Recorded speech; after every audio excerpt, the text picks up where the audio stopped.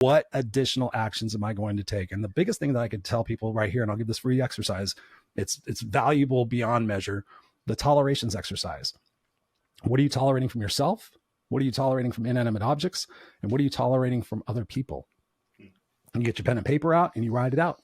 And then you be honest, because when I give my coaching clients this exercise, inevitably they come back the next week and they've got 3 or 4 things under each thing. And they're like, yeah, I really don't tolerate that much. And I'm like, I already know them enough to know that they're tolerating a bunch and that they're afraid to be truthful with themselves. So I say, go back, carry that piece of paper around with you, make a little phone note, whatever you got to do, use auto message. But really think about that. Think about the junk drawer that sticks every time. Think about the fact that somebody doesn't put the milk back and it falls out of the refrigerator. Think about the washing machine, whatever it might be, all those little itty bitty things, mark them down. Don't be shy. Don't be afraid.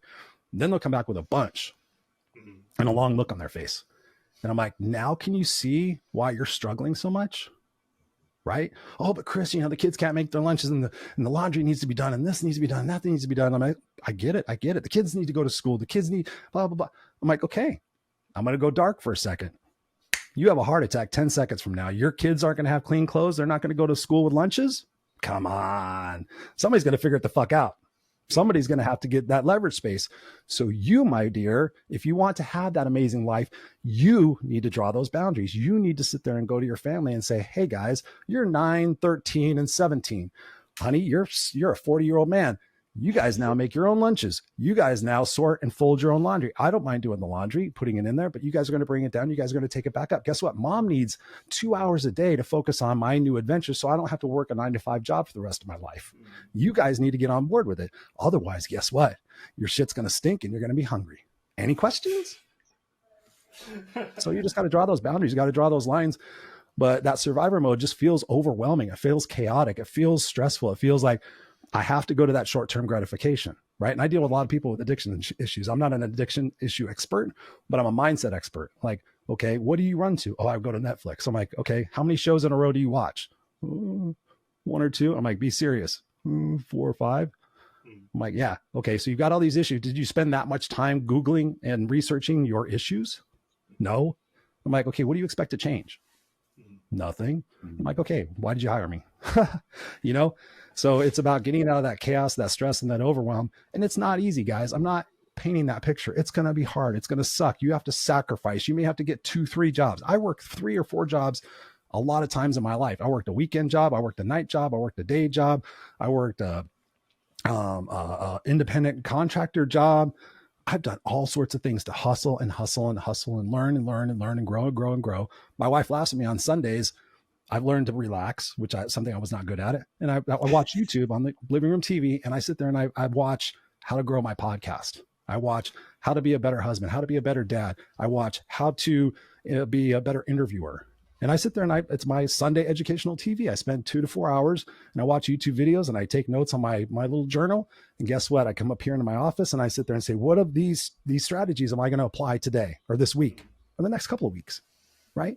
That little independent growth every single day, you get stronger, get more resilient. And you realize I'm not going to be that person anymore. I'm this new person. And you should always have that goal in your life to wake up to be just a little bit better than you were yesterday. And that's getting out of that survivor mode. What do you guys think? What's been your experiences? Wow. That's freaking awesome. I tell you what, folks, hit the back 15 seconds, like 3 times, maybe 4 times, and listen to that 4 times. I just tell you, that's your DIY homework for this show, because that was freaking awesome. I'm sitting there going, damn, thank you. There's how to grow my podcast YouTube things. I'm still old school on the YouTube. Yes, I am. But I've made tons of changes. I made this really an important thing in the last 6 months. My podcast has grown. My YouTube channel's grown. It's not off the charts, but I go back and I look at my numbers once a week. They're all green. And that's all I care about. Like, can I make a little tweak? I was, my show on YouTube had the intro, the intro in it, the 30-second intro, raw and scripted, Well, I found out on YouTube, people have like a short window span. They're gonna see that and like, I don't want to watch this opening. They're either gonna drag and click or they're gonna go to the next one. I started removing my intro after my show when it's on YouTube. YouTube numbers started going up. It starts right in. Hey, good evening, ladies and gentlemen. I'm Christopher Ash, the Raw and Unscripted Show. I used to sit there and blah, blah, blah for 20 minutes and talk about stuff. And then I'd bring my guest on. You guys have both been on my show. Now I'm like, good evening, ladies and gentlemen. This is the Raw and Unscripted Show. I'm Christopher Rausch. Tonight we have Otis McGregor. Otis, let's bring you on. So I just a couple of things. I cut out the chit chat. I cut out the intro. I still have the intro when the show's live, but I take that out of the podcast audio and I take that out of my show intro audio on YouTube. Both numbers went up. That you have to catch that person's attention right away. Today, we're going to be talking about how you can get your head out of your ass. Oh, wow. I really dig that. I'm going to stay attention to this because so many people have that short term flip, instant gratification. Got to catch their attention. So if you just take that little effort every single day, how can I be a better parent? What are some top things this week I can do to be a better parent? Like, and just start doing that shit.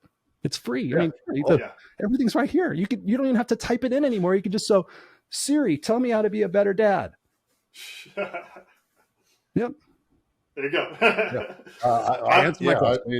I put the phone up, but you can't see it. Yeah, it is. Alexa, tell me how to be a better dad. Well, this one's called something else, but I mean, you guys get my point. Like it's stupid simple now.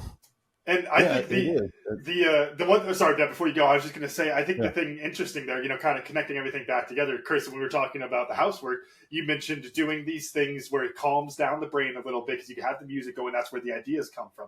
You find when you're in survivor mode, the cure is finding that time to be calm, as weird as it is. Yep. Just having that moment where you can step back and then, you might need to dive back into survival mode because you might be in survival situation. Your business might need all of these things to get done. And but you have to take that pause, anything to step away. And that gives you that perspective to make those little tweaks, which is going to make the big changes to get you out of that survival mode. Amen. Your best show ever. Yep. I'm just putting it out there. We're having a good time. We're having a good time. Well, what do you guys think about that? When you think about both of you? I mean, obviously you guys are different segments of society. Dad's a little bit older. For both of you, just a little bit.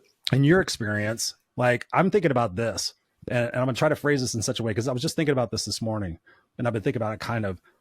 I'm finding myself as I get older, the things that I thought were more important to me aren't. Like I'm finding the egoic validation, making lots of money, buying lots of things, all that stuff.